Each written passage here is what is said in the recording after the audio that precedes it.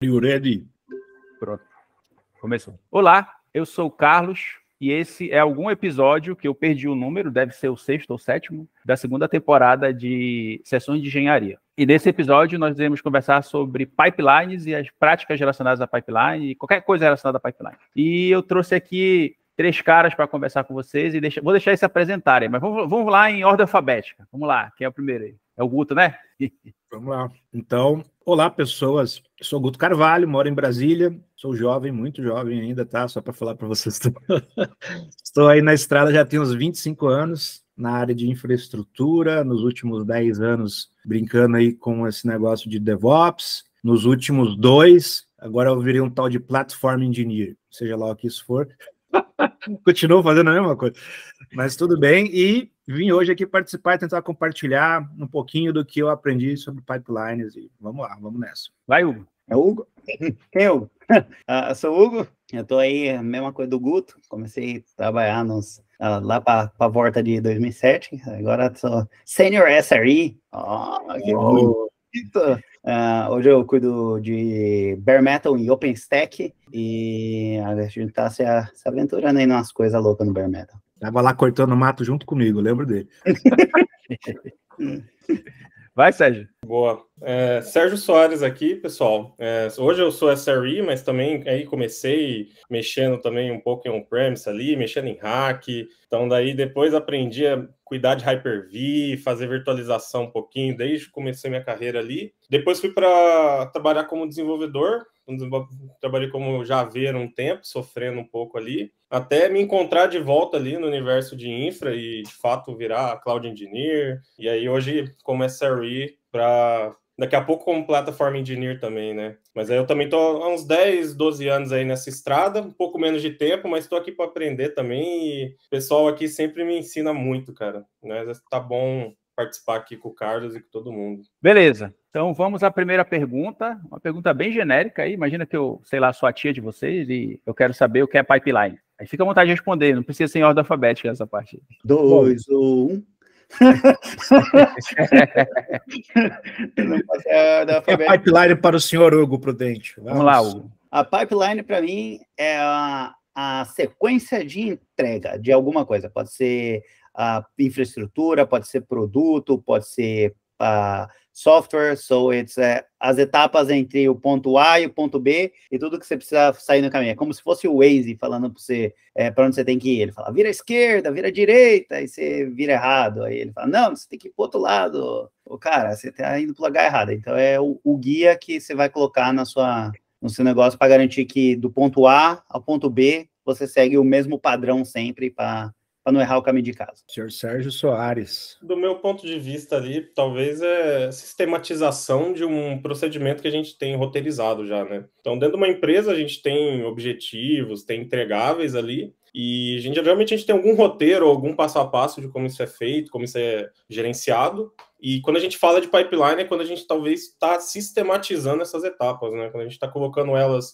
em algum fluxo ali, digital, automatizado, que facilite a gente manter aquilo, evoluir, copiar, colar, duplicar aquilo, enfim, gerenciar todo esse arcabouço de componentes, de sistemas que a gente tem. De acordo com tudo que vocês falaram, e acrescento que, para mim, eu enxergo a pipeline como a consolidação das regras de negócio que definem como algum produto seu, independente do produto, deve ser, de repente, construído e até entregue ao seu usuário final. Para mim, a pipeline, do jeito que ela funciona, né, ela representa ali um início, um meio e um fim de tudo que é inserido ali dentro. Tá? E para mim, e dentro do contexto do movimento DevOps, né, eu lembro que Fernando Wick falou isso, para mim, uma vez numa conversa, não existe DevOps sem pipeline, porque a gente tem que ter a pipeline e as métricas da pipeline, a entrega da pipeline, a automação da pipeline para que o DevOps realmente funcione.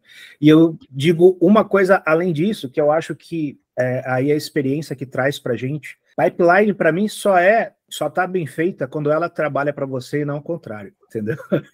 Se você tem uma pipeline que você tem que trabalhar para ela funcionar, isso não é uma pipeline, isso é um problema. Então a pipeline ela vai ser realmente útil se ela trabalhar para fazer o seu negócio funcionar e seguir em frente. O que é uma pipeline de integração contínua? Esse é um ponto bom. Um exemplo muito bom disso vamos pegar uma aplicação que você necessita falar com os Correios, por exemplo, e a API dos Correios está fora do seu alcance. O Correio provê o formato e eles podem fazer o que eles quiserem na hora que eles quiserem com aquilo e eles não te avisam porque você só consome aquela API. E uma pipeline com integração contínua, ela garante que você, enquanto você está integrando o seu software, você vai lá no Correio e garante que tudo que você faz nas APIs do Correio continua funcionando da maneira que você espere que funcione. Você faz todas as chamadas e tudo para garantir que não existe nenhuma mudança no formato da API. Não é para você garantir a disponibilidade daquela API, mas para garantir que a comunicação e o formato do que você está fazendo continuem nos conformes do que o outro lado precisa. E isso é muito importante porque existem casos de APIs mudando e break chains, ou às vezes você tem um formato muito moldado, bem travado, sobre como você lê o dado. Então, se eles inserem um novo campo, quebra do seu lado. Então, tem que garantir de integração contínua quando você geralmente não tem o controle daquela API, ou ela trabalha ou ela é muito externa, igual aos Correios, ou ele é um serviço separado de um outro time, e você não controla ele diretamente, que você consegue integrar na hora que você está fazendo a sua pipeline, que você testa local, os dois, então você usa a integração direta. Normalmente, quando você constrói tudo junto, você fica sempre no teste unitário, mas geralmente, quando o serviço já está online, você quer garantir que, porque os flows são diferentes, você tem que fazer uma integração contínua para garantir que você não quebra e não tropeça. Até gostaria de adicionar no que o comentou, que eu penso muito na pipeline, quando eu vou discutir com o time de dev, como um contrato nosso para garantir o artefato sendo entregue, né? Então, quando eu trago essa discussão, da mesma forma que o pessoal tem interfaces na linguagem de programação, tem contratos que eles têm que respeitar dentro das APIs, dentro do código, a gente também pode pensar tudo isso como contratos para serem respeitados no workflow da empresa, no fluxo de trabalho. Então, obviamente, a gente tem N ferramentas que podem ser por interface, por linha de comando, declarativas, imperativas, mas a gente começa a ter contratos e formas de alguém novo chegar e olhar e falar, poxa, como que é feito aqui? E ele olhar os contratos, todas as interfaces, toda a API, todo o pipeline como ele está feito e entender como a empresa trabalha, né? Porque pipeline ela pode ser de um jeito aqui na empresa A, de outro jeito na empresa B, só que você ter aquilo, um código ou alguma coisa visual que facilite as pessoas envolvidas entenderem como funciona, ajuda demais na produtividade, né? Imagina, toda hora ter que reinventar o jeito que um artefato, um produto vai para a produção, é inviável, né? A implementação viva das regras de negócio, né, desse contrato que você falou. E quanto à integração contínua, eu achei muito legal a abordagem do Hugo, usando uma entidade externa, e depois ele falou também de uma entidade interna. Eu costumava explicar para os meus alunos que integração contínua, num escopo menor, que era eu, Guto, testando o meu código contra o código do Hugo, ou contra o código do Sérgio, ou contra o código do Carlos, e a gente tem que fazer isso todos os dias para garantir que o meu código funciona com os demais, ou que o código dos demais funciona comigo, que ninguém está quebrando o código do outro, né? Então, na disciplina de integração contínua, a gente tem que integrar minimamente uma vez ao dia, né? E usar todos os tipos de testes que a gente puder para garantir que está tudo funcionando, tá? Numa pipeline de integração contínua, então, ela vai conter, quando você submeter o seu código para aquela pipeline, vão rodar todos os testes e a gente tem que garantir que aquilo está funcionando. E se quebrar, é bom que quebre logo e que a gente já identifique, que a gente já corrija, né, aquilo. Isso pode acontecer em times internos, que nem o Hugo falou, o pessoal de UX com back-end e front-end, ou duas equipes de back-end, enfim, não importa. A gente vai tá testando o código, ou pode ser uma pipeline que vai testar integrações com entidades externas, terceiras, ou que você depende, né? Isso é muito legal. Nas empresas que eu trabalhei, a gente tinha essa regra de integrar o código todo dia em uma branch específica, né? Tinha que passar por todos os testes, e aí tem várias outras coisas que estão incluídas nisso, são outros contratos, que nem o Sérgio falou, né?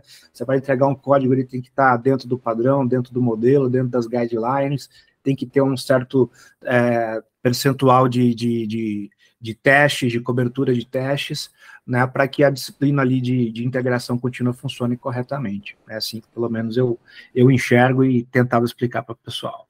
Um outro ponto legal disso é que quando você está construindo microserviços, depende de como o seu pipeline funciona, você precisa testar os microserviços juntos. E isso é o que eu trabalho todo dia, que eu trabalho com OpenStack, e o OpenStack inteiro é um catadão de microserviços que precisa trabalhar com o outro. Então, o cara que cria networking não é junto com o cara que gerencia VM, não é junto com o cara que faz autenticação, mas eles precisam estar trabalhando todos juntos. Então, ter um CI que facilita a integração do código, toda vez que você vai testar tudo, que construa esse processo. No nosso caso, a gente precisa criar um cluster OpenStack toda vez que a gente merge um código para garantir que a integração está funcionando. Então, a gente tem que ir lá, criar o cluster inteiro, garantir que todas as comunicações funcionam para dar o sim ou não, se aquele código pode ser mergeado. Então, ele vai num escopo muito além do só, meu código passou nos testes, funciona, não. Mas você falou com os outros 10 serviços que esse código aqui precisa conversar para garantir que ele não quebrou os outros 10 serviços? Se sim, quer dizer que tá bom, se não, quer dizer que tá faltando alguma coisa. Não são simples testes unitários ou de aceitação, tem muito mais coisa envolvida, né? Exatamente. Às vezes você precisa subir um ambiente inteiro para validar, né? Os testes não são suficientes. Aí vai depender muito dos requisitos, do escopo, né? E o que é um pipeline de entrega contínua? E qual a diferença do pipeline de entrega contínua para um pipeline de deploy contínuo? Ok, quem quer começar? Sr. Sérgio, comece aí. Acho que a principal diferença ali é que não necessariamente um fluxo de integração contínua, ele precisa terminar num deploy sendo realizado ou no artefato em produção sendo ajustado. Então, acho que como a disciplina, como o Hugo e o Guto comentaram, ela inicialmente é para garantir contratos, garantir qualidade, garantir compliance, garantir segurança. A integração contínua ela pode atingir vários elementos ali do produto, que não necessariamente envolve mudar ele em produção, mudar a versão que está rodando. Então, esse é o principal ponto que eu olho, a gente pode pensar isso. E, de fato, o delivery contínuo ali, a entrega contínua, é pensar toda a cadeia. Isso tem uma visão um pouco mais macro, desde quando o requisito vem até quando o artefato muda em produção, existe uma cadeia para fazer essa entrega, né? Então, tirando um pouco a parte ali do ágil, de como aquilo vai ser definido a nível de time, a nível de escopo de produto, existe a forma como esse produto vai chegar para o cliente final, né? E nessa forma, aí pode complementar, Carlos. Não, só complementar que, na verdade, eu não pedi para... Mas tudo bem, se vocês quiserem comparar com integração contínua, não tem problema. Eu queria comparar se é de entrega contínua com de deploy contínuo. Entrega contínua e deploy contínuo. Isso, mas tudo bem. Acho que a minha pergunta seria mais completa se tivesse acrescentado também a integração, que já que vocês já falaram, então pode falar das três, não tem problema.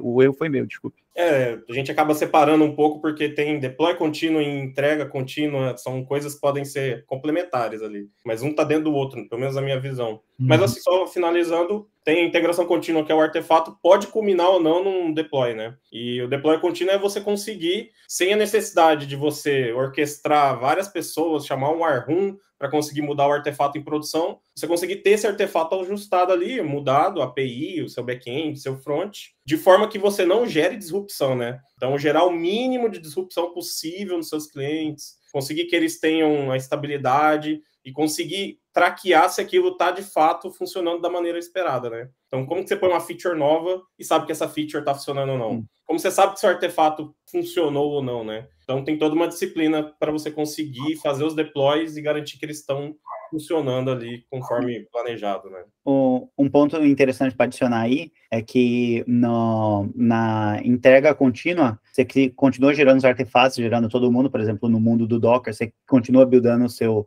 Docker na versão mais nova, mas normalmente você não vai aplicar toda a versão que você criou no seu cluster. E um exemplo que a gente usa aqui no trabalho é que por requisito de SOX, PCI, nós precisamos ter o review, nós precisamos ter o change management, a gente precisa sentar lá e olhar aqui qual é o artefato que vai para a produção. Então, a gente gera o artefato sempre e a gente vai para a review, e assim que a gente faz a review, a gente faz uma change, e a change fala assim, ó, essa versão aqui que foi a revisada e aprovada para o deploy contínuo. Então, o deploy contínuo, ele sempre vai deployar o que ele está marcado lá para deployar. E a gente, com autorização, depois que todo mundo fala assim, não, essa versão tá legal, a gente clica um botão e ele continua deployando. Não significa que ter um processo manual no meio do caminho bloqueie o seu pipeline. Pode ser que seja requerido. Mas depois que eu cliquei o botão falando, ó, a versão 36 é a que vai para o merge, depois que eu cliquei o approve no Git,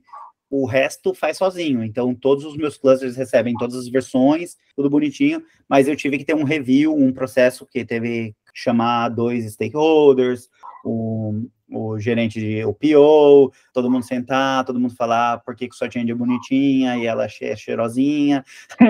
Aí todo mundo fica feliz e a gente clica o botão. Mas às vezes a galera fica com medo que o change management pode atrapalhar nas entregas do pipeline. Não, se você tem um pipeline legal, é só você definir o processo onde está exatamente que isso aqui vai acontecer e continuar dali. Aquele processo do meio do caminho, por exemplo, no nosso caso, se eu não tenho uma versão, eu ainda tenho uma deploy contínuo. Eu faço o redeploy da mesma versão, porque eu revalido o meu cluster. Porque existem etapas que eu faço na minha plataforma que não precisa de trocar a versão. Por exemplo, validar certificados, atualizar certificados, aplicar configurações que não precisam de change management. Então, essas coisas eu continuo fazendo, mesmo que a versão não mudou. Então, o change management, ele está lá para fazer um flag feature. Pois é. Essa é uma daquelas perguntas e daquelas palavrinhas que elas servem mais para confundir do que para ajudar as pessoas, né? CI e CD. Então, CI, integração contínua. CD pode ser delivery or deployment. E nesse caso, existem escolas que defendem coisas diferentes. Tá? Existem escolas que defendem que delivery é até o último ponto antes de disponibilizar para o seu cliente. E deployment é o que a gente chama no Pantanal, desce a serra na banguela. A pessoa comitou, rodou, passou nos testes e entrega para a pessoa. Na prática, eu nunca vi, em toda a minha vida, alguém que use um ou outro. A gente sempre usa os dois, porque normalmente você tem ambientes distintos, por exemplo, desenvolvimento, entrega, passou nos testes, entrega, né? Sei lá, a homologação, passou nos testes, entrega. Produção, não, produção precisa de uma aprovação. Eu não vou nem dizer porque tem uma escola que defende que um é totalmente automatizado e o último passo é manual. Eu acho que não é a questão de ser automatizado ou manual, vai ser sempre automatizado. Mas no caso do delivery, né, ele tem que ter uma aprovação humana. Um humano tem que dizer, sim, isso está pronto para ir para frente, e aí vai. E em um deployment, quem faz essa aprovação são os seus testes automatizados. E aí a importância de você ter testes muito bem elaborados, que nem o Hugo falou. Se você opta por confiar nos seus testes têm que ser muito bons, seu nível de cobertura tem que ser muito alto. E seus testes, eles não podem ser apenas unitários ou de aceitação, eles têm que ser funcionais, tem que ter teste de carga, tem que ter teste de estresse, tem que ter teste de segurança, tem que subir o ambiente e rodar os testes contra um ambiente que subiu com aquela versão específica. Então, assim, para mim, eu acho que eles fazem parte, como o Sérgio falou, da pipeline. A pipeline ela vai ter integração, ela vai ter automação para entregar, mas ela também vai ter uma regra de negócio que vai definir em algum momento que precisa de um ser humano ou de vários seres humanos decidindo se alguma coisa vai ser modificada ou não, especialmente nos ambientes produtivos. Tá? É como eu enxergo. Eu fico pensando assim, a pipeline ela existe para a gente poder agregar mais valor para o nosso cliente. E vocês não acham que, por exemplo, se existir esse passo, esse passo humano que vocês citaram aí, que realmente grande parte das organizações fazem isso, utilizam isso, vocês não acham que isso é algum entrave para a pipeline que queira ter ganho de velocidade, por exemplo? Ou vocês acham que não necessariamente velocidade significa melhor valor agregado para o nosso cliente? Então, eu acho que é dividido no ponto entre o deliverable e o deployable. A diferença é que o deliverable, a gente quer velocidade no deliverable, porque o deliverable vai cair em staging. Em staging ele pode entrar sem ninguém aprovar. Ele vai cair num homologation, ou num playground, algum cluster que a galera Sandbox, vai quebrar, né? no cluster de black box dos caras de segurança, eles vão tentar hackear o troço. Esse aí é o deliverable, ele pode ser 100% automatizado até o deploy em coisas que podem não afetar o cliente diretamente. No ponto que chega para entrar para o cliente diretamente, aí tudo depende da regra de negócio. Por exemplo, existem coisas como igual a Amazon faz. A Amazon entrega um serviço novo e você vai usar o serviço novo, às vezes você acha uns bugs violentos. Por quê? Porque o deliverable deles eles testam até um ponto e depois libera. Já para uma instituição financeira, igual a onde eu trabalho na Workday, essas coisas precisam ser muito bem discutidas. A gente não pode entregar um software que tenha um bug que não seja homologado de uma maneira consistente. E, nesse caso, só vai homologar depois que o time de QA garantir que, do modo do usuário, que mesmo com os testes automatizados, a gente tem o humano para fazer errado, para testar, para ver se não vai dar problema. E isso faz parte do acordo de negócio. Já existem outras coisas, por exemplo, como, vamos pegar uma criação de plataforma, igual o OpenStack em si, que o OpenStack, o desenvolvimento do OpenStack, não precisa de um aprovamento, de um approval para criar o artefato de release humano. Ele pode ser 100% automatizado, porque o que vai em cima daquilo, o valor para a empresa pode não causar uma multa, pode não causar um downtime gigante. Então, eu acho que depende do acordo. Se você está falando numa plataforma onde o problema de fazer o deliverable e o deploy o mais rápido possível, isso não afeta o cliente, ou se você conseguir fazer o rollback muito rápido, isso nunca vai afetar o cliente, vá para isso, porque vai facilitar a sua vida. Você vai ir rápido, você vai fazer mudanças rápidas, mas você entra num modelo onde, para fazer as mudanças, você depende de muitas outras coisas. Às vezes, o nível alguém tem que revisar e aprovar, faz sentido. Por exemplo, se a gente, como uma instituição financeira, se a gente faz uma entrega sem um approval, se a gente cai na auditoria, é multa. Então, a gente é obrigado a fazer. Mesmo que a gente tem que fazer. Já no caso, acho que do Guto, como ele trabalha com uma solução de plataforma, eu não acho que ele seja tão ríspido ou precisar de ter o approval manual. Pode ser que eles possam esquipar pular algumas etapas, né? Depende do ambiente. Eu trabalho numa empresa de segurança hoje que entrega um SaaS de segurança para frente. Então, a parte da aprovação de produção, se tiver um bug, 15 mil clientes vão ter problemas no seu controle de segurança, 15 mil, 20 mil, enfim. Então, assim, passa por todos os testes automatizados, e não são poucos, e passa ainda pelo time de engenheiros de qualidade, que aí eles têm outros testes automatizados deles, e eles também vão fazer o teste ser humano logando e testando, para ter completa certeza de que não vai afetar nenhum dos clientes, porque, como você disse, tem contrato, tem uma série de outras coisas. Mas não é só isso. Eu gostei muito das observações e me fez lembrar algo, e Sérgio, que o último passo, ele também pode ter lógica de negócio que influencia. Vou dar um exemplo.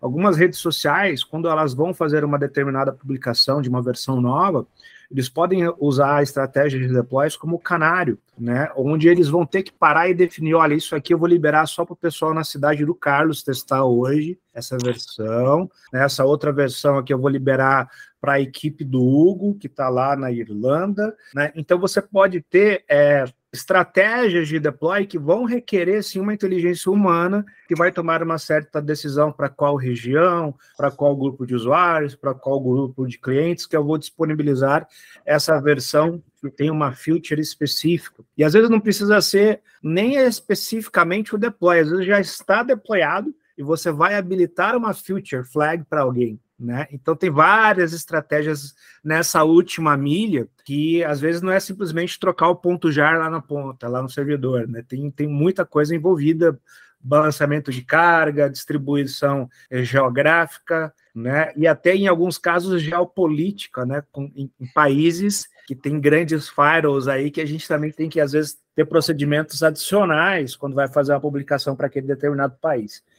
Então tem esses detalhes também a serem pensados no lado humano. Boa. Até um adicional, só no finalzinho seu, também tem questões como GDPR na Europa, uma LGPD que também pode influenciar o fluxo de release de uma aplicação, ou pelo menos ali a maneira como você tem que notificar o seu usuário, né? Enfim, então tudo isso afeta. Mas eu acredito que essa discussão é boa, sempre existe o ponto, por que a gente precisa provar se já está automatizado, né? Eu já ouvi várias vezes essa discussão, e eu tenho, pelo menos assim, na minha experiência, eu sou da disciplina que qualquer mudança em infraestrutura, ela pode gerar algum impacto, seja uma mudança de artefato, seja uma mudança de configuração. Então, a gente já teve incidentes de empresas gigantes, por exemplo, o Facebook teve um problema de BGP gigante ali, a gente já vê problemas, principalmente em camada de borda, network, então, assim, mudanças elas podem influenciar os nossos clientes finais.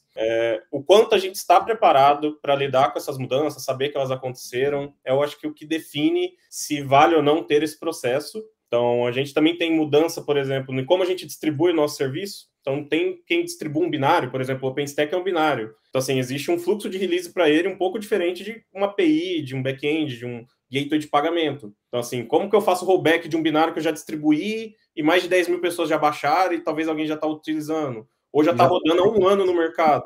Já passei por esse aí. Assim, a versão já foi agora. E agora já foi. Agora já foi. Vai mandar outra. Agora dar o patch às vezes é mais difícil. Então, assim, existe uma questão um pouco da distribuição também pode afetar isso. Então, tamanho de empresa, a gente tem muitos critérios.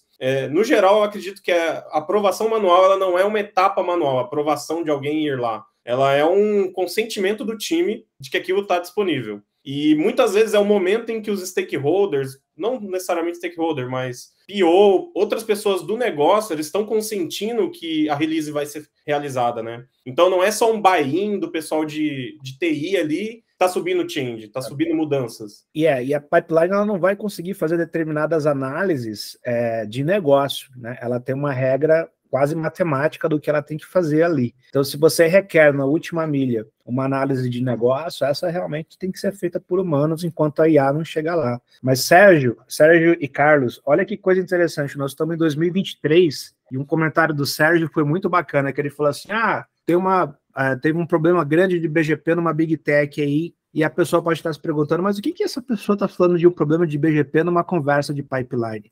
Minha gente, nós estamos em 2023 e hoje tudo que é sério está dando uma pipeline, inclusive uma mudança de rede. Uhum. Não é mais o tio Guto que entra lá de SSH no roteador e mexe. Tudo hoje, ou tem um software específico de gerenciamento e as configurações estão versionadas em algum lugar e tem uma pipeline que entrega. Então, inclusive, mudanças de infraestrutura, né, mudanças de rede, hoje também passam por uma pipeline, nas maiores empresas e nas mais sérias também. Né? Fica até legal, isso daí é uma discussão boa sobre como a virtualização avançou muito nos últimos 10 anos. Então, assim, quando a gente tem bare metal, a gente não tem o mesmo bare metal que a gente ia lá no hack, ficava acessando ele. A gente hoje tem várias soluções como Harvester, da Rancher, o MAS, da Canonical, tem muitas soluções que trazem APIs para uma camada física ali, trazem automação, permitem pipeline, permite um fluxo que vai criar validações. Então, isso é legal entender. As próprias SDNs, né, network definido, né, como software. Então, a gente tem muita evolução, mas... Tudo é código hoje, né? A gente chegou num ponto que não tem mais como você trabalhar com tecnologia se você não escreve código. Existem áreas que ainda permitem isso? Existem, estão sendo reduzidas, e cada vez mais as pessoas têm que ter um conhecimento de como codificar alguma coisa para realizar alguma tarefa, no caso os testes. Uma pipeline você tem que aprender o código da pipeline, né? Estou usando o GitHub, como é que faz um GitHub Actions, estou usando o GitLab, como é que faz uma pipeline. Se você está usando o Jenkins, está errado. Opa, desculpa, não podia falar isso aqui, mas... Pode sim, pode. Concorda. E aí, enfim, não importa qual a ferramenta de CI/CD você está utilizando, você vai ter que aprender a linguagem que aquela ferramenta usa para que você expresse as configurações. Não importa qual linguagem de programação você está utilizando, você vai ter que aprender as ferramentas daquela stack que vão te ajudar a fazer testes de vários tipos. Você vai ter que aprender a sintaxe das ferramentas para testes funcionais, para teste de carga. Eu estava observando com o meu time esses dias, todos os testes que a gente faz envolvem alguma ferramenta que tem no mínimo uma DSL, que é uma linguagem de domínio específico. para a gente expressar o que a gente quer fazer, o K6, ou então você vai escrever direto, por exemplo, no K6 em JavaScript, mas você sempre está aprendendo uma linguagem nova, Terraform tem o seu jeito, Ansible tem lá os seus arquivos de YAML no formato específico, então assim, você sempre vai ter que estar aprendendo, se não é codificar, é pelo menos expressar o que você precisa através de algum tipo de linguagem, seja ela de marcação, seja ela de programação, seja o que for. Acho que só sintetizando no final, Carlos, acho que pelo menos a minha diferença é essa, acho que é o alinhamento de time. Uma aprovação de release é diferente de buildar o Java, por exemplo. Buildar o Java é uma tarefa totalmente técnica ali, que computacionalmente a gente precisa executar. Agora, aprovar uma release é uma atividade da empresa, é do time. Não é só o desenvolvedor, o SRE, o sysadmin que está jogando alguma coisa para produção.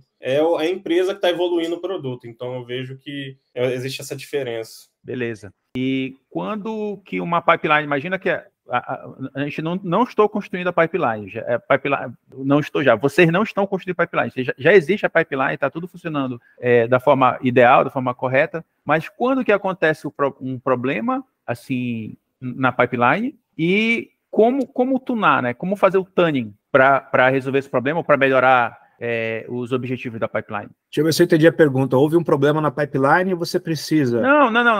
Não, ainda não houve, né? É isso que eu estou perguntando. Quando que acontece esse problema? Isso eu quero saber. Quando e como que acontece esse problema? Como que eu posso identificar isso é um problema da pipeline? Ou então isso não é um problema de código, ou isso não é um problema de infra, isso é um problema da pipeline, entendeu? E quando que acontece isso e como fazer o tuning dessa pipeline baseado para resolver esse problema. Assim, eu quero que vocês olhem de uma forma genérica, né? Uma metalinguagem. Eu não quero que seja tão específico. Vou tentar responder assim, o que eu entendi exatamente a gente já tem um fluxo correndo e a gente tem que entender em que momento que a gente precisa melhorar esse fluxo, deixar do jeito que ele está, quais são os sintomas que uma pipeline... Isso, exatamente. Ela funciona, mas assim, ela gera sintomas de que não está legal.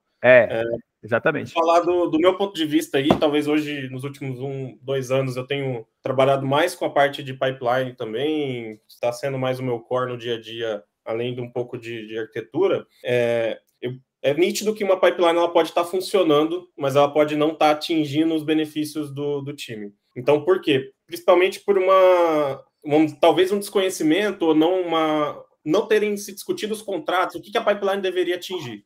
Então, assim, começou a pipeline, ela começou a entregar o artefato em produção. Então, buildar a aplicação jogada em produção. Então, na cabeça de alguns, esse contrato já está sendo realizado. Então, já está ok. A pipeline está jogando em produção.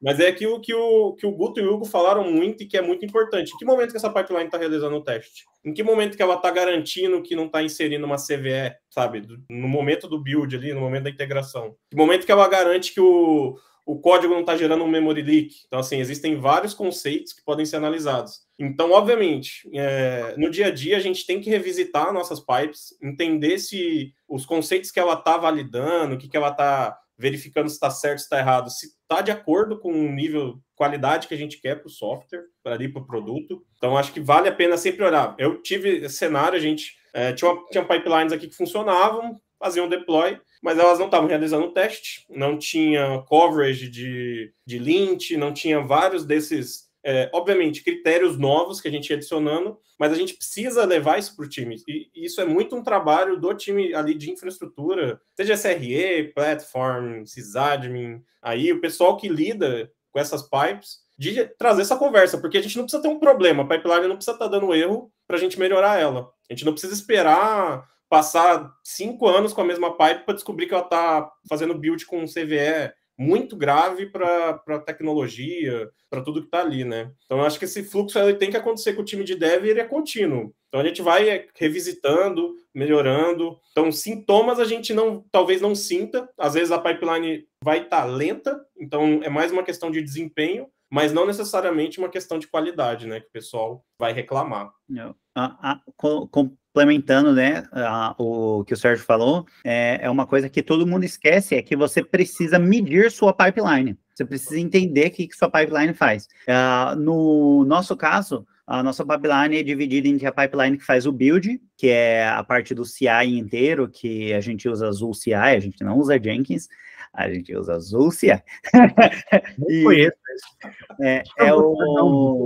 É o CI que é Ansible nativo e tal. Eu já apresentei numa das talk do Linux Chips, apresentando a pipeline esquisita lá, mas ela a gente usa o CI, ela roda Ansible, e a gente usa ela para medir todos os nossos playbooks. E depois a gente usa uma pipeline de um Ansible Deliver, tipo um Tower da vida, que roda os Ansibles, que faz o deploy. Então é um pipeline de deployment, não o pipeline de build. E a gente tem que medir os dois, porque o pipeline de deployment, o que a gente se importa com ele é a velocidade. A gente se importa com a velocidade, o falso positivo, às vezes a gente pega um erro, como que a gente trabalha com bare metal, então às vezes a gente valida alguma coisa, por exemplo, se a memória está ruim no hardware, como que a gente lida com isso? A gente tira o node do pool, a gente passa o node do pool, então a gente tem que medir essas coisas e saber como trabalhar nesses caras.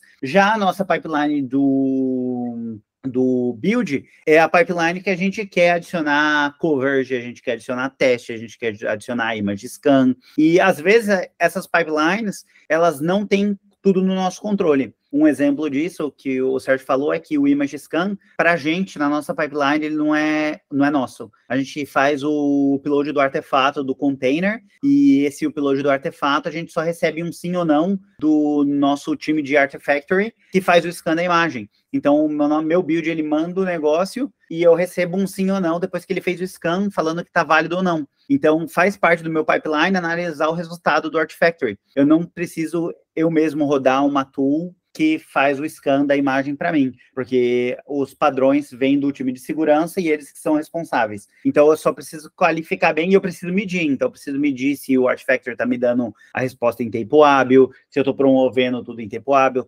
quanto tempo eu demoro para subir o meu ambiente de teste e destruir meu ambiente de teste, porque nem tudo você consegue testar em Docker.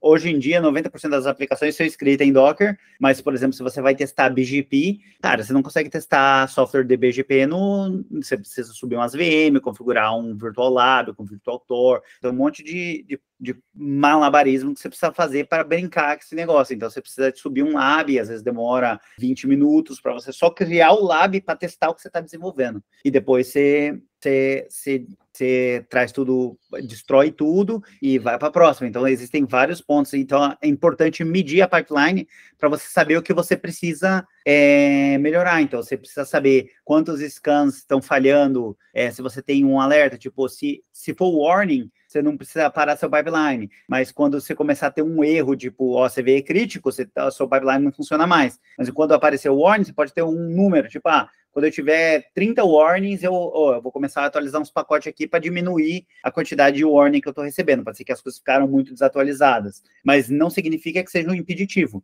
Pode ser que hoje, se você faz um scan de uma imagem Docker, você pega lá o Ubuntu, a última Ubuntu que tem, você vai lá, tem uns 40 warning na imagem, e é esperado isso. Então, você tem que saber o que você vai medir, qual a performance, a quantidade de coverage. Nem todo mundo tem 100% de coverage, porque às vezes não tem como fazer. Você tem que saber qual que é o coverage que vai ter. E tem a outra regra do sucesso da sua pipeline, né? Que para garantir que onde você vai corrigir sua pipeline é que qual teste é importante, né? Que às vezes você coloca um monte de teste unitário que tem 100% de coverage, mas não testa nada. Então você tem que saber o que você está testando, que o ponto certo que é importante para você entregar um sucesso. E depois que você mede, aí você consegue saber, minha plataforma é muito lenta, porque o provisionamento do meu Docker e das minhas VMs para testar esse código não está performando legal, então eu tenho que melhorar. Eu estou fazendo muito install ou apt-get install na minha VM, e isso é lento, então eu preciso buildar uma imagem para colocar no meu pipeline. Então eu vou criar uma imagem de Docker Base que já tem os requerimentos que eu vou fazendo uma pré-pipeline, então para acelerar o processo da minha pipeline. Então esse pré-pipeline pode também ter seu image scan, porque se a sua imagem já está pré-escaneada e você só está adicionando o código da sua aplicação em cima do jar, a chance do seu jar ter o problema é bem menor do que o resto. Então você consegue fazer os prés, aí você começa a otimizar, mas o único jeito de fazer esse negócio é medindo, você saber o que você quer, você saber onde está o ponto de dor, e depois começar a tratar aqueles pontos. E isso leva tempo. Por exemplo, o nosso pipeline, a gente tinha um pipeline maravilhoso que demorava 12 horas. pipeline de deployment.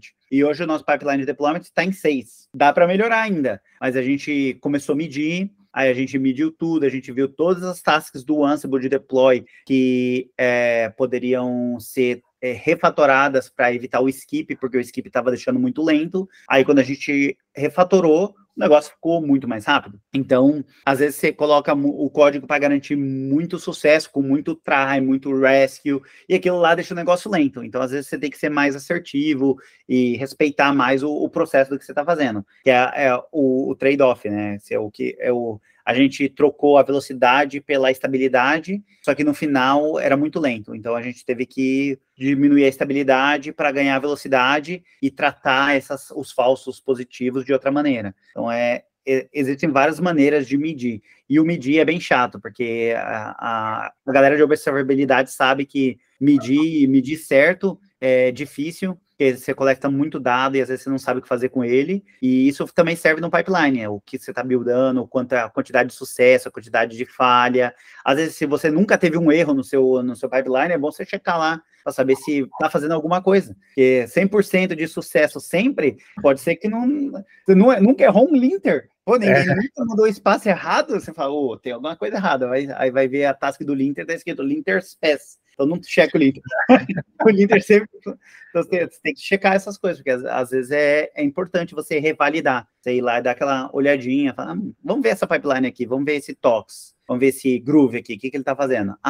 Vamos melhorar esse pontinho aqui. E às vezes você inclui aquela coisinha que você adiciona, que você faz local. Muitas das coisas que eu adiciono nas nossas pipelines, que eu melhoro na pipeline que às vezes não está lá, é coisa que eu rodo local na minha máquina, tipo uma regra de linter, um teste a mais que eu gosto de fazer para garantir aquele negócio. Então, coisinhas A e B que você garante que você adiciona para melhorar o processo e achar os problemas, porque depois achar o problema é difícil. Às vezes o cara fala, minha pipeline está lenta, mas onde está lento? Está lento no bootstrap do teste, está lento no teste, está lento o resultado do teste, tem tanta coisa para estar lenta aí, rapaz. Tem um universo de lentidão para trabalhar. Isso é interessante, né? Sua pipeline dá um problema, dá um erro. Peraí que minha Alexa vai me lembrar aqui. Desculpa, que a Alexa é minha nova mãe, né?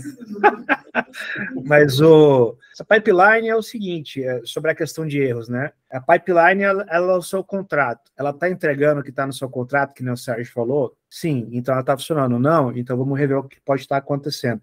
O que normalmente acontece é que o nosso contrato, ele aumenta ou diminui, né? Ou seja, pode ser que a nossa pipeline precise fazer algo a mais ou deixe de fazer algo que fazia antes. E aí você vai ter que ajustá-la. Em relação às métricas, só faz todo sentido o que o Hugo falou, porque na pipeline a gente vai ter métrica de quantos builds a gente faz por dia, quantos deploys a gente faz por dia, por semana, por mês, quanto tempo leva cada estágio de execução da nossa pipeline, teste de unidade, teste de aceitação, teste de segurança, teste de carga, teste funcional, enfim, a gente vai ter dentro da nossa pipeline métricas de cada estágio e informações de cada ponto do nosso processo de desenvolvimento, e em cima desses números a gente vai poder fazer o que o Hugo falou, que é trabalhar para melhorar. Né? Puxa, nossos testes unitários estão levando 17 minutos, mas o que está acontecendo? Vamos estudar. O nosso teste de segurança está rodando em 20 segundos, tem alguma coisa errada. Em 20 segundos.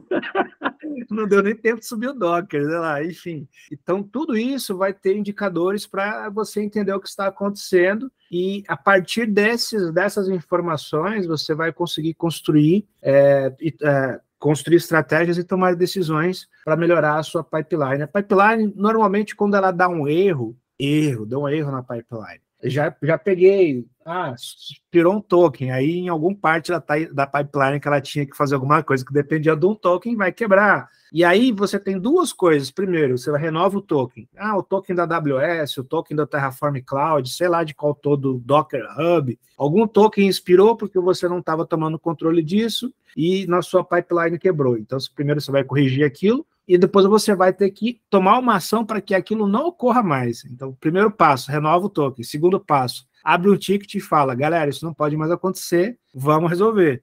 De alguma forma, essa questão do token inspirado. Não dá para vir o tio Hugo aqui a cada 3 meses e trocar de token.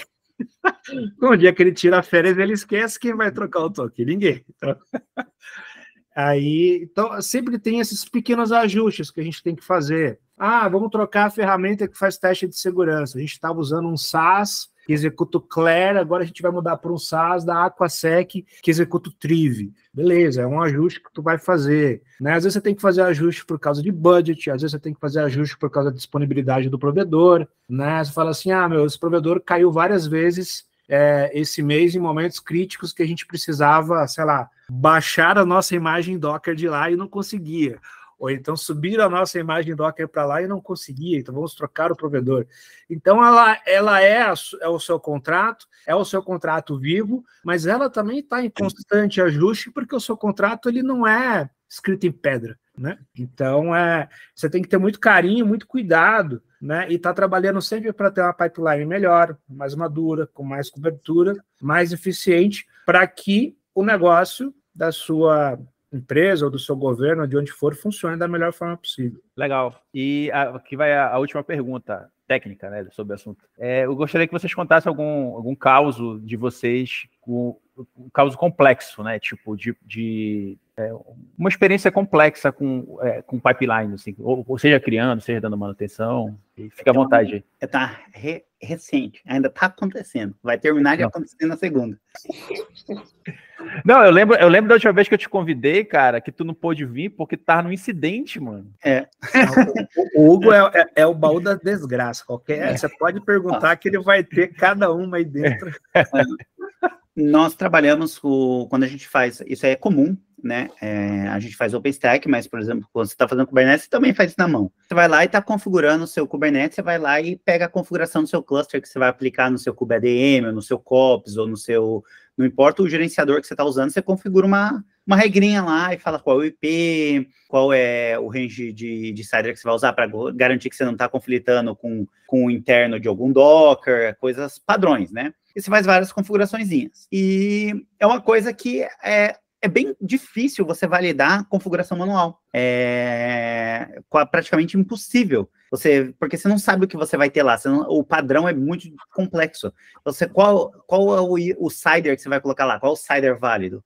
Como que você integra a validação de um arquivo estático com um IP Manager? É bem difícil. E a gente teve um typo no IP do cluster, do VIP. O IP era válido, funciona, mas ele era conflitante com um outro range que alguém poderia tentar disputar essa utilização desse IP e causar uns blips. E isso na nossa pipeline foi um caos, porque como que eu faço a minha pipeline de inteira validar esse negócio e recuperar o cluster, porque para trocar o VIP do cluster, quando você, por exemplo, vamos lá trocar o IP do Kube API, o VIP dele. Quando você vai trocar esse IP aí, quer dizer que seu Kubernetes Control Plane inteiro parou de funcionar, porque ele não está mais lá. Então, como que você troca esse negócio num continuous deploy? Você vai ter que fazer isso no meio do procedimento. Então, são coisas muito, muito interessantes de você analisar no seu pipeline. Como que você valida o arquivo estático? Agora, a gente está tentando criar uma regra para entender que se o IP que a gente está colocando no nosso arquivo, então a gente vai criar um tox que faz um parser do IP, vai lá no IP Manager e fala assim, esse cara aqui pertence a você? Se for, eu dou um okzinho na parte do tox, senão eu falho o teste. E para arquivo de configuração, cara, a gente tem que adicionar uma coisa extra no nosso arquivo de configuração. A gente está pensando em como fazer isso, porque é um mundo completamente diferente, porque ninguém nunca pensa em validar arquivo estático, né? Quando você vai testar o seu arquivo do Customize no Kubernetes, você só dá um linter nele, né? Geralmente o teste é dar um apply em algum cluster e ver se funciona. Mas quem garante que o dado que você colocou da configuração lá dentro está certo? Se aquilo que você está puxando está legal e se é vital, né? E nesse caso a gente vai ter que trabalhar para criar um teste extra. E agora também a gente teve que analisar os sistemas de deploy, o nosso workflow do pipeline de deploy, para garantir que eu conseguiria fazer um deploy zero downtime com um control plane que não funciona. Então, a gente tem uns passos de validação do cluster, que a gente, por exemplo, para garantir conectividade, a gente cria um container, uma VM, garante que a VM está rodando, a gente faz as manutenções e continua pingando aquela VM para garantir que quando a gente trabalha na área de networking do cluster, do BGP, que a gente não derrubou a conectividade da VM. Então, esse teste aí é um teste que ele já não funciona legal, porque a VM já não está lá. Então, eu tive que criar a VM, depois eu tive que matar o VIP para conectar de novo, e depois eu tive que criar um workflow totalmente separado para aquele caso de uso na pipeline, que era para não fazer o deploy de 6 horas, para fazer um deploy de 20 minutos, para garantir que eu restarto todos os serviços, para eles dar o refresh no cache do DNS, para garantir que eu não estou causando, que todos os serviços estão funcionando. Então, cara, pipeline é fun, é muito legal, mas às vezes você pega uns casos que quando eu olhei aquilo, eu falei, cara, tanto dia para eu achar o problema. Justo quando eu tô de plantão, não queria ser. E acontece. Foi um pequeno typo, o cara digitou o número 5 em vez do número 6 no número do IP, e aí a catástrofe. Pelo menos os clusters nunca pararam, mas a gente sabe que a gente tem que arrumar, porque um dia alguém vai disputar aquele IP, e na hora que disputou, o IP vai causar uns problemão com o BGP. E aí, Sérgio, o seu senhor? Boa. Pô, não, esse problema do Hugo é sensacional, cara. Eu acho que a gente devia fazer uma próxima só desses casos aí, que eu amei escutar esse negócio aí, bicho. Muito bom. Antes de você começar, o Jefferson do Linux Tips, ele teve uma época que ele falou do Extreme Go Horse, né? Aí eu fui nesse Extreme Go Horse e eu contei uma vez que eu botei fogo na loja. Aí se você quiser saber dessa história, depois vocês vão lá ouvir esse negócio aí que é... Fino do fino. Fino do fino, a nata. Boa. Cara, no meu caso, eu tô trabalhando hoje com produto SaaS que envolve criação de infraestrutura. Então, hoje eu tô pegando uns problemas novos nesse sentido aí.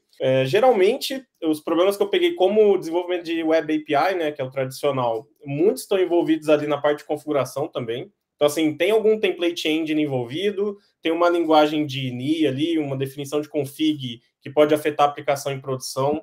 É sempre um trauma, né? Porque você não tem lint para uma coisa que é uma linguagem arbitrária ali, você não consegue garantir muitos cenários sem deixar a pipeline lenta, né? Sem subir 5 configurações diferentes, testar o serviço. Então, tem seus desafios. Acho que hoje, as dores de cabeça, eu vou contar só 2.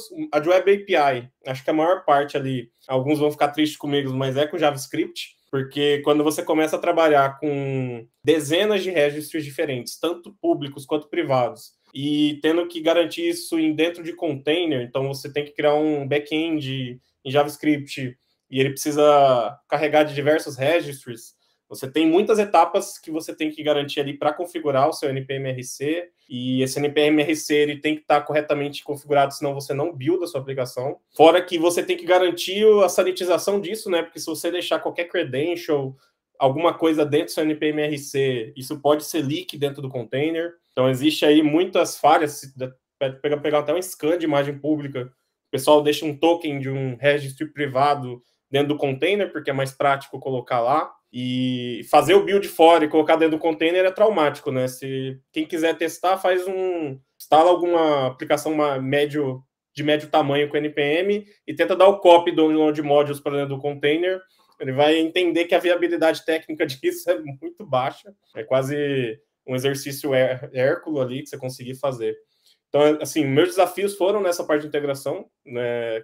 Ali com registro privado, público, tem seus desafios, principalmente na parte de segurança. E nesse fluxo de SaaS é quando você tem ali uma aplicação que é de terceiro, faz parte do seu produto, e você tem literalmente aí o arquivo de configuração dessa aplicação terceira. Então a gente tem um produto SaaS, que a gente tem aplicações terceiras que estão envolvidas na pipe, e a gente precisa fazer o deploy disso, né? Só que esse produto de terceiro, ele tem uma configuração própria, ele tem um arquivo de configuração, não é nem YAML, nem JSON, não é nada fácil de ser operado, é uma DSL própria, e daí você começa a ter complexidade de garantir que não vai ter erros dessa DSL própria, né? Então, ali, por mais que você tenha um TOML e um INI, você não sabe o esquema daquela configuração, você não sabe o que ela pode ter, você tem um time de dev que pode mudar esse arquivo de configuração também, só que mesmo você tendo uma etapa de approval, quem garante que aquilo vai funcionar no ambiente, sendo que você não tem um fluxo tão padronizado, né? Então tem que se criar muitos cenários de teste, muito mock, muito banco apartado, tem que fazer muitos ambientes novos para conseguir garantir que essas configs estão de acordo, né? Então, o desafio que eu estou tendo é esse, né? Quando você tem um ambiente ali que você não domina a linguagem de configuração dele, você tem que gerar muita VM, muito fluxo apartado para saber se está ok ou não, né? E aí eu vou aprender, vou ter uns cenários igual do Hugo. Tô vendo futuro aí, eu vou ter alguma coisa nesse sentido. Um typo que surgiu, ninguém percebeu, e quando você vai fazendo rollout em tenant, tem 10 tenants ali, e o 10º tenant que vai dar problema. Então, todo mundo tem esquecido do negócio. Antes do Guto fazer a dele, tem uma pergunta para a gente complementar o negócio aqui. Arquivo de configuração de build, tipo os Poetry, os requirements do pip, requirements do Ansible, do Node, Jane, o Groovy. Tem uma galera que gosta muito de deixar ele abertinho, né? Vai da versão, eu sou flexível, até versão X eu posso ir. E vocês acham que isso é uma boa ideia? Porque eu já peguei cada caso magnífico do Artifactory interno ou da comunidade, adicionando uma coisa que quebra um negócio que você só vê na hora que está rodando, porque o teste nunca pega aquele caso específico. Eu não gosto de maior igual, não. Eu gosto de igual. Complementando, já peguei... Dá mais trabalho, mas... Problemas de mirror, né? Quando você faz mirror de Artifactory ou mirror de, por exemplo, NPM da vida, aí você tem esse mirror desatualizado, mas a galera tá usando o package JSON ali com wildcard. Então, assim, você começa a ter outros problemas que vão surgindo, né? E realmente eu não concordo muito. Eu tava até pensando em ter regras para começar a barrar isso aqui, porque ter lint para evitar que o package lock, o package JSON esteja com wildcard, porque gera problemas toda hora. Toda hora o build quebra no ambiente, porque ele não quebra no pipe. Exato. Ele quebra na hora que a dependência não consegue resolver uma chamada de API. Ainda mais quando você tem airtight, né? Que é quando você vai no DC e o Artifactory do DC não tem nem acesso à internet. Que é só o mirror do mirror. Então, esse caso aí é o principal ponto onde esse tipo de build é complexo, que tem que estar airtight. Dá vários problemas em pipeline isso aí. Agora deixa o Guto contar os segredos dele.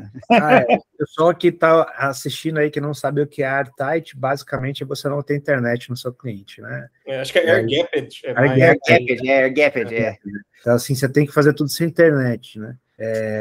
Enfim, dos meus exemplos, antes eu queria fazer um comentário, não sei se a gente vai ter um comentários finais, mas assim, pipeline ela é maravilhosa, mas você pode começar a ter controle antes da pipeline. Eu vou dar um exemplo para vocês. Todo mundo aqui provavelmente usa Git. Eu sei que é possível burlar, mas você pode usar os hooks do Git na sua máquina local para que você já fazer certos tratamentos e evitar subir código fora do padrão para o seu Git, né? Porque na hora que você subir código fora do padrão, a sua pipeline vai apitar já dizendo que está fora, mas você pode tratar isso usando Git hooks localmente. Então a gente já fazia dentro dos nossos Git hooks, por exemplo, quando eu escrevia módulos Puppet, a gente já passava os links do Puppet, a gente já passava várias ferramentas de Puppet, do Ansible a mesma coisa.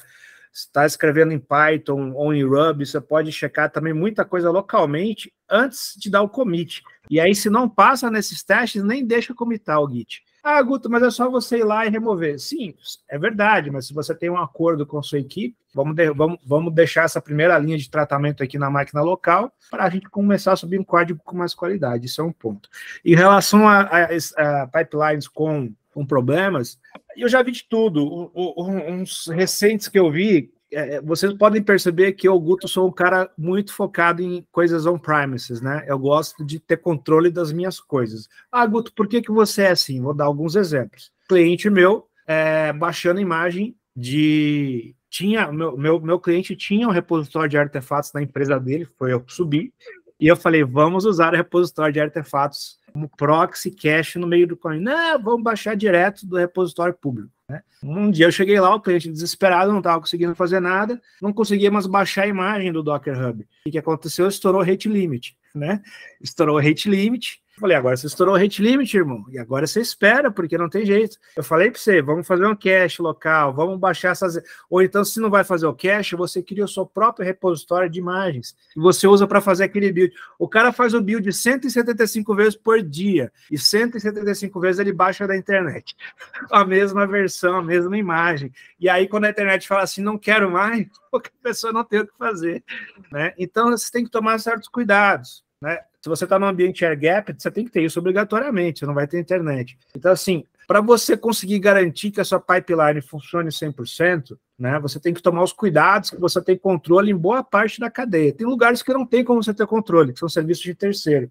Mas onde for possível você ter controle, tente ter controle, né? Esse foi um exemplo. Outra coisa que acontece muito é isso, é a falta de gerenciamento adequado de segredos, né? A nossa pipeline vai estar cheia de segredos. Lá no GitLab CI/CD, você vai ter suas variáveis lá, a pessoa entra lá um dia, põe um segredo e nunca mais, não rotaciona segredo, não rotaciona token, não faz... Isso você tem que ter muito critérios adequados e tem que ter uma rotina de rotacionamento, tem que ter uma rotina de troca, uma rotina de renovação, que em algum momento vão te acordar de madrugada por causa desses segredos da sua pipeline. Então, os segredos, as dependências externas para você fazer build, puta, isso aí não tem... Cara, se você puder, tenha localmente, faça um negócio local. Outro exemplo muito importante, que nem vocês estavam falando, eu não gosto de usar maior ou igual, mesmo que seja para minor version de alguma dependência. Porque quando eu homologuei naquela, eu não homologuei maior ou igual que aquela.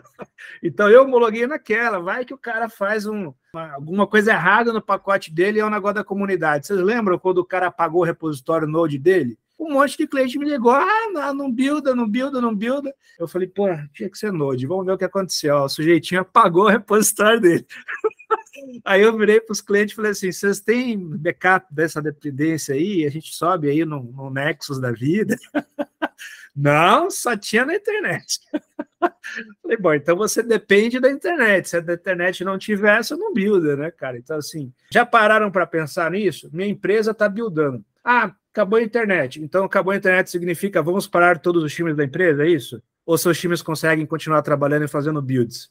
Depende de como você se prepara para isso, né? Normalmente, acabou a internet, todo mundo vai embora para casa, ou posso continuar codando porque eu sei que minhas dependências estão num cache, estão aqui cacheadas, eu estou no meu repositório de artefatos local. Então, os maiores problemas que eu tive com pipelines dos meus clientes, principalmente dentro do governo de Brasília, governo brasileiro, Distrito Federal, governo federal e governo local, era falta de preparação para momentos onde algum recurso ia faltar. Ou a internet estava fora, né, ou um servidor de terceiro caiu, ou um token expirou, e principalmente daqueles clientes que confiaram em serviços públicos gratuitos para um negócio de missão crítica, né? E aí, quando o negócio público gratuito, que não tinha garantia nenhuma, podia acabar da noite para o dia, saiu do ar, a pessoa ficou na mão, né? Então, essas coisas têm que ser levadas em conta quando você vai construir a sua pipeline. Quão frágil é a sua pipeline em relação a serviços de terceiros? Quão frágil é a sua pipeline em relação a componentes de outros sistemas da sua rede? Quão frágil é a sua pipeline em relação à falta de rede, falta de internet? O que para? Quanto que para? O que você pode mitigar disso para que as pessoas tenham o menor impacto possível, né, no seu trabalho? E porque às vezes você precisa publicar uma coisa que é crítica, um hotfix, e você não consegue, porque um desses componentes que você utiliza está indisponível, né? E aí a War Room vai ser gostosa, né, seu Hugo Prudente? Que vai vir um monte de gente, mas por quê? Por que você vai fazer? Pô, nunca achei que o Docker Hub ia sair do ar. Um ponto legal que o Guto falou sobre o pré-work, que é nos seus Git hook, garante que você roda um tox local. É uma boa prática, mesmo se você não goste, criar Git hooks para as variáveis que estão escrito token, secret e alguma coisa assim, para você parar de colocar suas credenciais da AWS no GitHub. Recebi um e-mail do GitHub, né? Oi, eu achei uma credencial. Eu achei a sua credencial aqui. Mas quando o GitHub acha a sua credencial, já é tarde demais. Alguém achou primeiro e já gastou $1.000 de mineração de Bitcoin lá. E essas coisas são importantes, gerenciar credencial, e o pré-work garante que sua pipeline seja bem mais rápida. Por exemplo, você ter o linter na sua máquina e rodar um linter, faz seu linter rodar mais rápido na máquina, porque se o linter não tem erro, o código do linter é mais eficiente. Quando o linter acha erro, o linter demora um pouco mais, porque ele vai ter que printar algo, vai ter que cachear esse dado, então ele vai gastar mais segundos fazendo a informação, colocando todo o trace do output, né? Então, se você, o linter para printar, ok, vamos 3 segundos a mais, né? 5 vezes mais rápido do que ele printar um stack trace de 40 linhas, falando assim, eu acho que o erro está um espaço na linha 10. Aí, então, rodar as coisas na sua máquina faz a sua pipeline ficar bem mais limpa. Isso é o que o Guto falou, que é um acordo entre o time. Por exemplo, o meu time, ele não gosta de usar Git Hook. Então, eles ficam lá esperando os meus 25 minutos para o meu linter passar na base de dados inteira de código, porque o linter passa no negócio e nas dependências, para garantir que os Ansible que a gente comitou tá bonitinho. Então, cara, você vai esperar a minha VM, que o linter roda subir, para colocar o Docker lá dentro, para rodar o negócio, porque o nosso ambiente é todo limpo, a gente não tem cached environment. A gente não tem uma VM que a gente só coloca o Docker. Então, a gente sobe a VM, bota o Docker, roda o linter, falhou, te dou uma mensagem. Então, você vai ter que esperar ali seus 10 minutinhos para falar se você esqueceu do espaço. Ou tinha que ter uma linha a mais no final do arquivo. E outra coisa que a gente garante também é que toda vez que alguém mexe nos git ignore, nos linter config, e se o cara está adicionando uma regra, eu quero ignorar essa regra que ele está escrevendo no commit lá, por que ele quer ignorar a regra? Qual é a razão deles querer ignorar aquela regra de linter? Porque se não for muito boa razão, for só porque ele não quer rodar o tox antes dele fazer o negócio, não aprova. Tipo, por que você quer aumentar de 80 para 120 a coluna? Faz sentido? Se fizer sentido, a gente aprova, coloca em todo lugar, começa a usar um novo padrão. Mas se não faz sentido, não, vai continuar com a pessoa só muda o linter na hora do commit e volta depois para 80. Né? o pré-hook que eu uso, isso é uma coisa legal, o pré-hook que eu uso, como o Git linter está comitado no repositório, se você faz alguma alteração no commit, no linter, você tem que comitar ele. E aí, se você comitar, ele vai aparecer no review. Você alterou. Então, você vai falar, não, o malandro alterou o highlight. Não adianta mudar 100 arquivos e achar que o lint vai passar batido, né? O cara colocou lá o ignore all. Só um dry run. Beleza, pessoal. Então, eu vou fazer o seguinte, chegou a hora das perguntas finais e...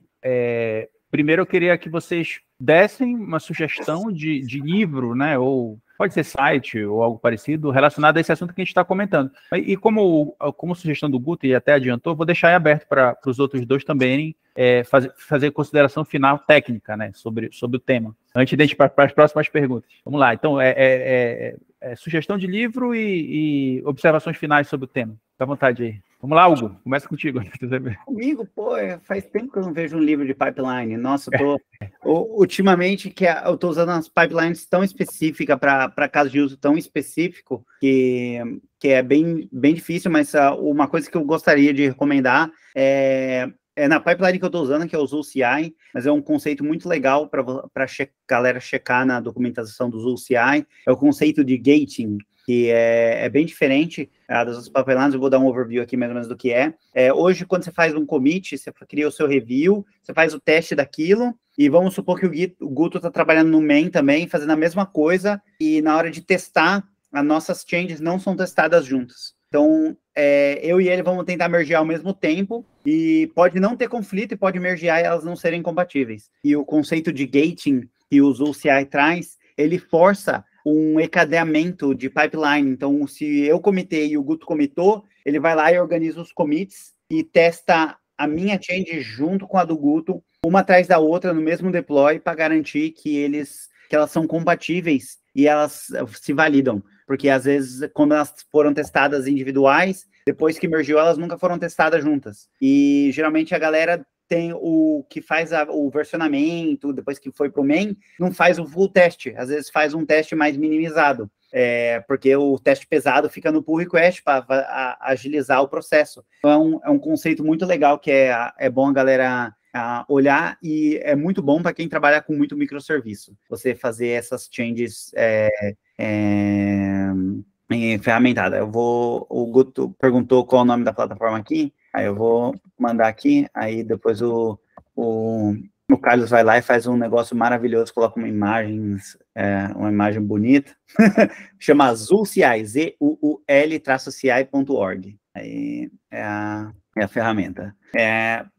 Praticamente isso. Consideração técnica não tem muita, mas o conceito mesmo, entender bem o seu acordo entre o que é a entrega, o que é a entrega do CI, o que é a entrega do CD, seja ele deliverable ou deploy, e garantir que você está fazendo os testes que você deveria fazer. Às vezes, ter muito teste não significa que os testes são eficientes. Às vezes, testar conscientemente faz muito mais sentido do que sempre ter 100% de cobertura. Então, é bom você sempre analisar esses pontos para garantir que o que você está fazendo é consistente com o que você está tentando entregar. E isso vale para todos os casos, para você testar um roteador virtual, se você está testando o networking deliverable com CI, se é build de Node, se é entrega de bare metal, que hoje até bare metal é provisionado com pipeline. Então, você tem que testar tudo de uma maneira consistente para garantir que o que você está fazendo faz sentido para a entrega final. Boa. Acho que do meu lado eu vou... Em relação a livro também, eu não li tantos livros em CI/CD, eram mais livros de arquitetura. O que eu comecei a ler, não cheguei a terminar, mas deu uma ideia muito legal, foi aquele vermelho de entrega contínua. Eu estava tentando até achar a capinha dele aqui. Eu comecei a ler, mas ele é um livro interessante para entender que CI/CD e pipeline não se trata apenas de ferramenta, né? Não é só pensar no Jenkins, Jenkins é CI/CD, acabou. Pronto, a gente tem entrega se resume à ferramenta. Então, acho que é legal entender que não é isso.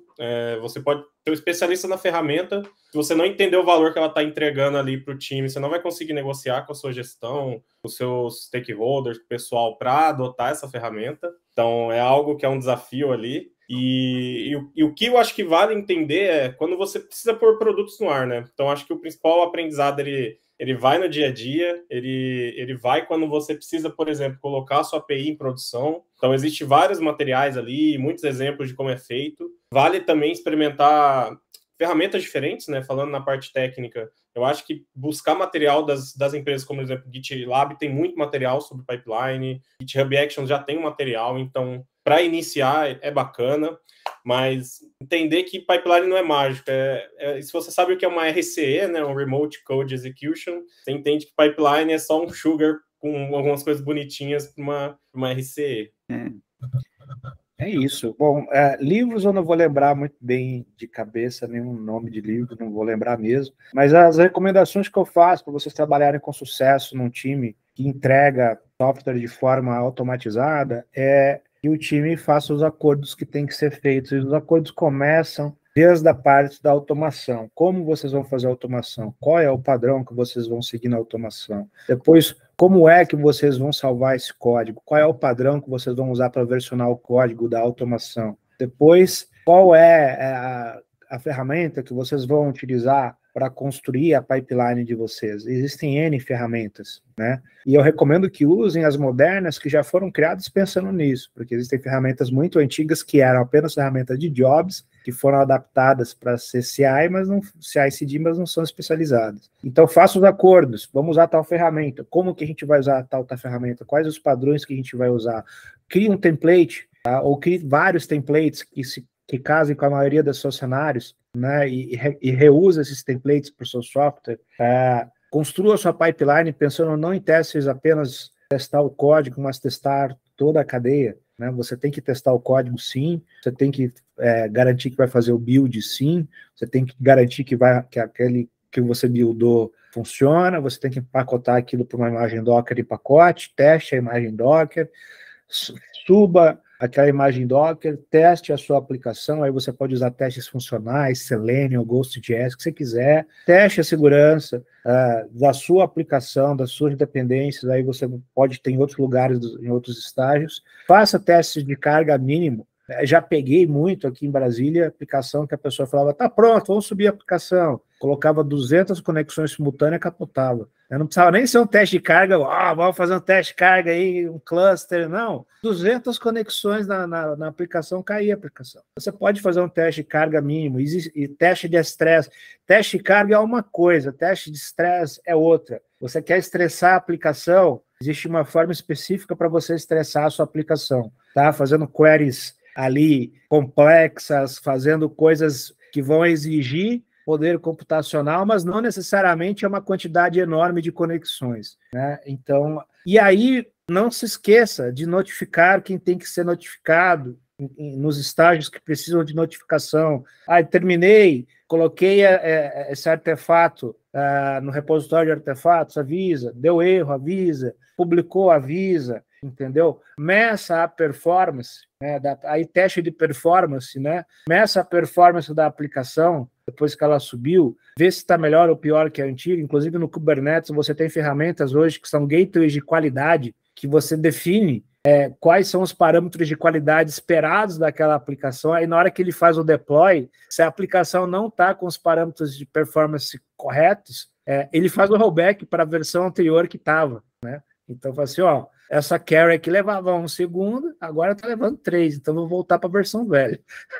Veja o que está acontecendo. Então, quanto mais testes, quanto mais maturidade você tiver na sua pipeline, melhor você vai conseguir entregar o produto para os seus usuários. Essas aí são minhas recomendações. Beleza, obrigado. Então, da minha parte, eu vou ficar repetindo, porque nos 3 últimos vídeos, acho que eu recomendei o livro de Continuous Delivery do Dave Farley, e eu vou enfatizar aqui o canal dele do YouTube, que é muito bom, também relacionado a esse assunto aqui, ajuda bastante. E agora eu vou deixar aberto para vocês recomendarem algum livro qualquer que vocês estejam lendo, ou HQ, ou sei lá, alguma série que vocês estejam acompanhando, ou que vocês acham que o pessoal, que acha que vai ser legal o pessoal assistir, por exemplo, ou ler, etc. Falando nisso, eu só queria comentar que esse livro, do Continuous Delivery, eu conheci um dos autores dele, o Jazz Humble, lá nos Estados Unidos. Legal. Conversei, tirei fotinha, autógrafo. Ele também faz parte do livro DevOps Handbook, né? Ele é um das pessoas do livro DevOps Handbook. E eles estavam lá assinando o DevOps Handbook, que eu levei o Continuous Delivery já para aproveitar, já assina esse aqui também. Né? Então, foi legal. Vai lá, Guto, recomenda aí alguma série, algum de livro, alguma coisa? Livro? Pode ser livro, série, HQ, sei lá, alguma coisa legal. Cultura pop, no geral, você fala? Pode ser. Pode ser livro chato também pode ser. Eu não vou recomendar livro, não. Vou recomendar para jogar videogame. Eu comprei um negocinho de emulador de jogo antigo, coloquei na TV da sala, rapaz. Eu gosto muito de animação. Uma animação que eu assisti esses dias que me surpreendeu, que eu acho que foi até na Amazon Prime, uma série chamada Gary and His Demons. É uma série de animação adulta que tem um carinha que é o The Chosen One, o escolhido, que ele tem que lutar contra demônios. Só que ele já é um cara de meia idade, nos seus 50 anos, não acha nenhum substituto, e a vida dele é só desgraça uma atrás da outra. Essa série de animação é legal. Gary and His Demons. Dá para rir bastante. Eu vou garantir que eu vou ser o cara chato do rolê. E você pode ler, você pode assistir, só vai no One Piece, não tem erro. O One Piece dá sempre certo. Você senta para ver One Piece, 1000 episódios depois você tá lá e começa a ver de novo. Então é sempre bom. É um episódio que você não lembra mais do primeiro depois. Exatamente. Quando você chega no 1000, você volta no primeiro para poder relembrar. Exatamente, é sempre bom. Gary and His Demons. E a última série, essa que para mim tem sido uma das melhores de todos os tempos, é a Demon Slayer, né? Demon Slayer não tem o que... É muito bom. Demon Slayer é uma obra-prima assim, que vai ficar na história, que eu vou te falar, que série, né? De animação, anime japonês, porra. Eu tô lendo isso daqui. O que é isso aí? O Rei Raio Negro. Raio Negro, o rei aprisionado. Olha só, que bom. E eu tô recomendando esse daqui. Não tenho livro para recomendar também. Eu tô enrolado nos livros que nos outros vídeos falei que eu tô lendo. Então não tem coisa nova. Então é isso, pessoal. Vou deixar aberto para vocês se despedirem aí. Vamos lá. Aí agora é a ordem alfabética. Que é o primeiro. É o Guto, né? Bom, gente, foi um prazer estar aqui, quebrando um jejum de lives e palestras. Já acho que mais de um ano que eu não fazia nada desse tipo. Muito obrigado pelo convite, Carlos. Obrigado aí pela parceria aí, Hugo e Sérgio. E vou me organizar para começar a fazer uma vez por mês uma live técnica na Bolha também. Quem não sabe, eu sou fundador da Bolha.io. né, e do mastodonbolha.us. Olha o momento do jabá aqui, sem fins lucrativos. Então eu vou começar, isso aqui me animou para voltar a fazer essas lives técnicas, então muito obrigado, viu, Carlos? Vai lá, Hugo. Valeu, Carlos, valeu, Guto, valeu, Sérgio. Uma vez está aqui para falar um jabá. Eu acho que essa é a primeira vez que eu não falo mal do JavaScript, então eu vou falar mal do JavaScript. Eu falei, brincadeira, eu falei mal do JavaScript. Só por falar que eu vou falar mal, já falei mal do JavaScript. Eu ultimamente está corrido para mim também, faz tempo que eu não consigo. O cara já me chamou umas 4, 5 vezes e eu não consigo, porque tá uma correria no trabalho com os projetos lá. Mas quando der tempo, a gente tenta fazer alguma coisinha. Eu tô sempre aí, eu geralmente respondo assíncrono. Se você me perguntar alguma coisa no Twitter, alguma hora eu vou responder. Se alguém me perguntar alguma coisa lá no Mastodon, alguma hora eu vou responder. Eu olho, mas não é na hora que você espera que eu olhe. É isso aí, eu sempre dou uma respondida e é a vida. É a vida.